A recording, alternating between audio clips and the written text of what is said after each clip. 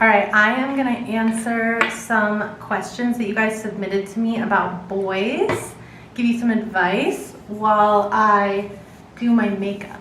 Do you believe in the feeling of chemistry, or is it built over time? I believe in the feeling of chemistry 100%. I also think it can be built over time, but don't lie to yourself. If there is no chemistry in the beginning, don't settle. Say you kiss a guy at a bar and you don't really, like, the kiss isn't good, or you're not feeling like the magic, you know, like, oh my God, this guy is amazing. But you're like, whatever, I'll go back to his apartment and maybe it'll get better. And it doesn't. And then you wake up the next day and you're like, fuck, I feel used. Like, why do I keep having these like things with guys and I don't feel fulfilled? And it's like, girl, because you're sleeping with people that you don't have chemistry with because you're just kind of hoping that they do. Or what I've also done is there's a guy who's perfect on paper, comes from a really connected family, has a lot of money, has a good job, is really hot, is really popular, whatever it is.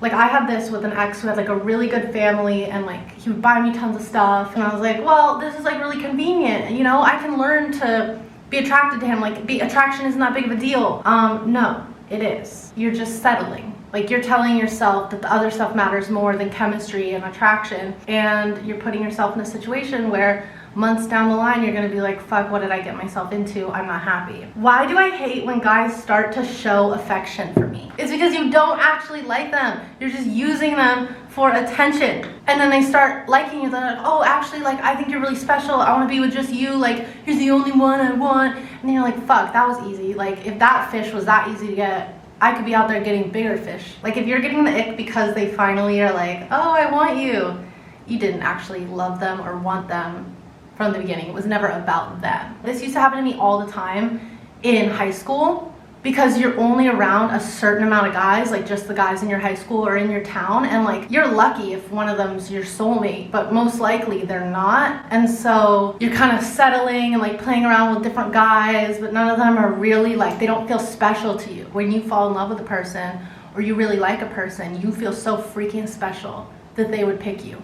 So you just probably like, your standards are higher than the men that you're around. So just hold out. Just hold out for the ones who you feel freaking lucky when they even look at you. Where can I meet these boys? They're so hard to find in the wild. Honestly, I never have this problem. I always like meet so many men in the wild, and I don't use dating apps at all because I'm an awkward person and I just can't handle them. And I always meet guys, but only when I'm actually leaving my freaking house and doing new shit and meeting new people. Go to a new gym, get a new job, start hanging out with new friends. Like, even if you make a new girlfriend, eventually they're gonna invite you to a party where there's new guys there. For me at least, boys always pop up when I least expect them. So don't go places you necessarily think there's gonna be guys, but just go out and live your life and do new things and meet new people. And in the process, men are gonna appear. That means you don't have to stop paying attention to your career or like building your life or your dreams, because that's actually where you meet the best men. Like, if you want to go back to school, go back to school. You're gonna meet a freaking guy in your class. You're gonna meet so many guys in class. How would you personally handle a really tough breakup? I've noticed whenever I've broken up with people, the immediate reaction is to like find something they're doing wrong and then like blame them for why you're breaking up with them. When in reality, that's like the worst way to go about it, because it just makes them feel worse. It makes you feel worse. The best thing to do is make it about you. And I know it's cliche, like, it's me, it's not you, but genuinely, like, it's important to be like, I feel like this isn't good for me. I love you, but I need to be alone for a while. Like, I need this. Instead of ever saying, you always do this and that, and it's all your fault. Like, I would make it about you and what you need. I would be straightforward, which is really hard to do, but be straightforward with how you feel and don't budge on it. Like, even if it's like a tough breakup where you guys live together or have kids. Oh shit, I made a mess. Okay, whatever, I'm just gonna put that over there. Stick to your guns and be a nice, compassionate, straightforward person. And you can get through any breakup. How to spice things up. Get out of your comfort zone. I know I say that a lot, but it's true. Try new things, because trying new things and having new challenges together brings up new emotions and new feelings. And when you get into a routine, it's kind of like the killer of thrill and passion. Also, like, this means you have to have some type of money, but go on vacation, like go somewhere new. Just start doing new shit. My best guy friend kissed me when we were drunk. What to do? If you liked it, then you just go forward with things, right? Like, you liked it, you just keep freaking doing it. Don't be freaking awkward. If you didn't like it, then it's actually not that hard to go back to being friends. You just have to set the tone and not be awkward about it. Because a drunk kiss is a drunk kiss. Like, it doesn't have to be anything more than that. I had a guy friend in high school, my best friend, and we would literally hook up every single time we got drunk, which was like every single weekend. That went on for about 1.5 years, and then right as we were graduating as seniors, I was like, let's give this guy a shot, you know? So I tried sleeping with him sober, and it was freaking terrible. I literally afterwards had to tell him, like, hey, like, this, I can't keep going with this. Like, I can't date you. It's just not gonna work. And I know that sounds ruthless, but we were always really straightforward with each other, and he understood, and we're still like really good friends. Like, he works with me. You have options now. Just don't make it fucking weird, because if he's your friend, he's your friend. Maybe you just enjoy kissing sometimes. That's fine too. My boyfriend can't keep hard. Is there something wrong with me, and has this ever happened to you?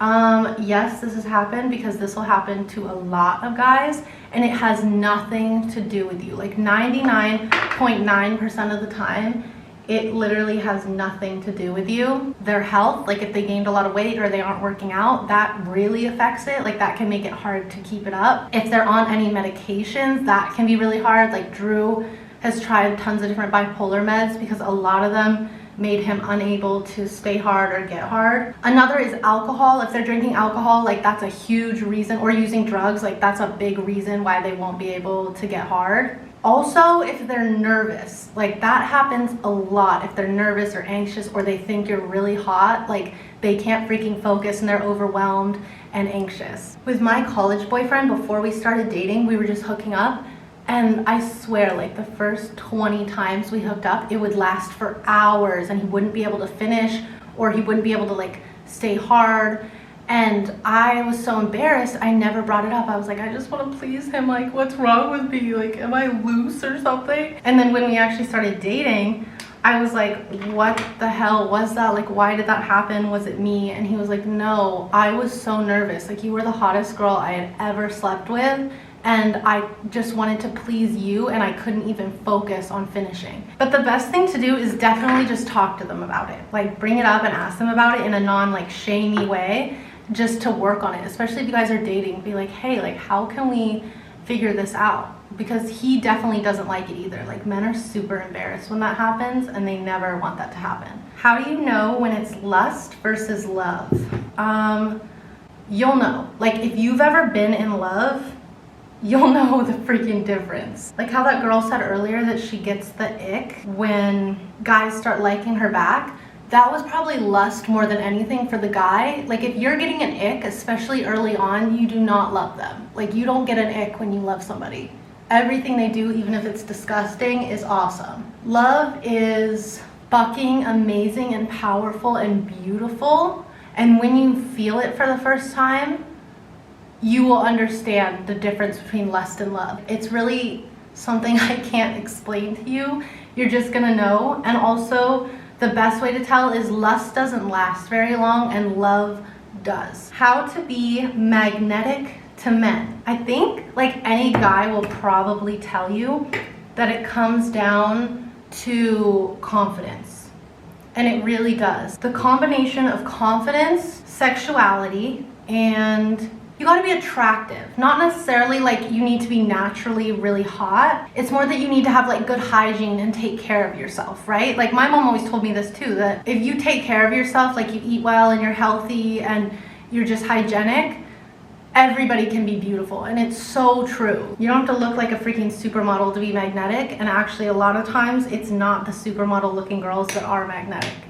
Just saying. So it really is about confidence and how you carry yourself. And it's not like cold confidence where you're really standoffish and cold and like think you're better than everybody else. Like, that's not gonna make you magnetic to somebody, because magnetism is defined by this feeling of connection, and you need to foster connection with somebody, which usually comes through like vulnerability and interest, but also it's not about being the loud, confident person either. Like if you're really performative and theatrical and loud and trying to get lots of attention on you, that is so anti-seductive also. A lot of high school girls used to do this where they're just like really loud trying to get the guy they like's attention. That's not magnetic. Like that doesn't make one person feel special, and that's what magnetism is about. Look them in their eyes, make eye contact, ask them about their life, like be interested in them. Also, like sexuality is very magnetic.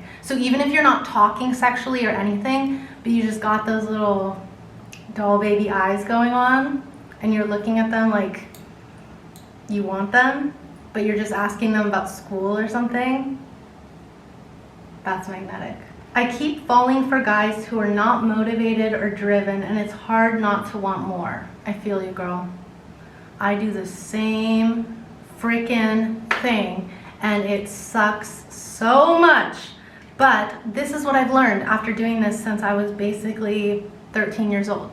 Just because you can fall in love with someone doesn't mean they're the person that you should fall in love with. I remember Miley Cyrus did an interview like years ago, and I remember listening to it, and she said even if you're in love with someone, they might be a square peg and you're a round hole. Like you just might not fit together. So in the future, I'm gonna try and not let love just take the reins, but I'm gonna instead be like, okay, is this somebody that I want to pursue falling in love with? Like I want to continue to keep falling in love with, or should I stop it now before I get myself into 3 years of deep love that I then have to crawl my way out of? And that just comes with experience. Like I don't regret dating all the guys I did before because they are super special. Like you don't have to be driven and motivated to be a special person, but if being driven and motivated is something you really want in a partner, then you need to wait for that. You need to wait till you do fall in love with the person who's driven and motivated and pursue that. But you'll get there.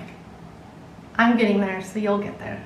How to not feel like shit after a one-night stand. I end up feeling used. That's just how one-night stands make you feel.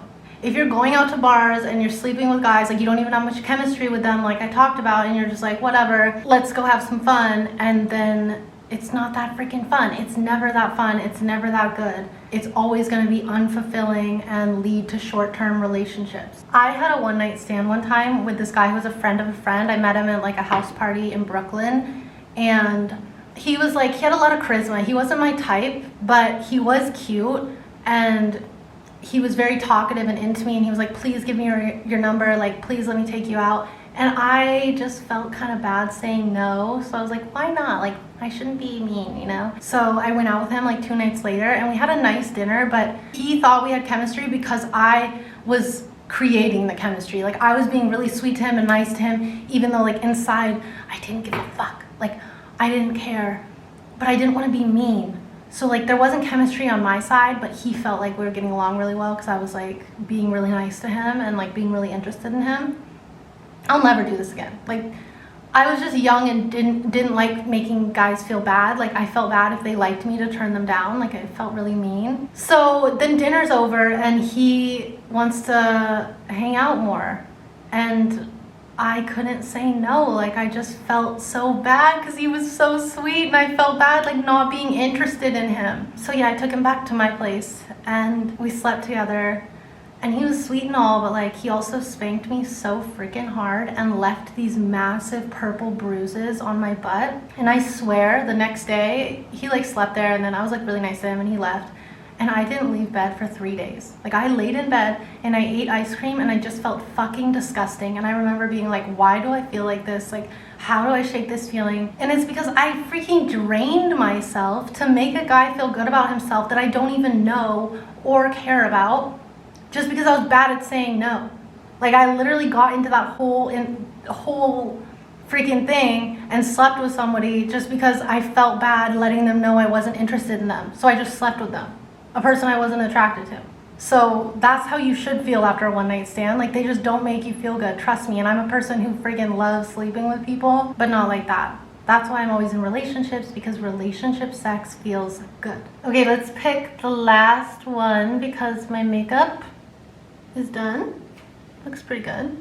And also my camera's about to die. How can we make any girl want anal? Have a small penis. Okay, bye.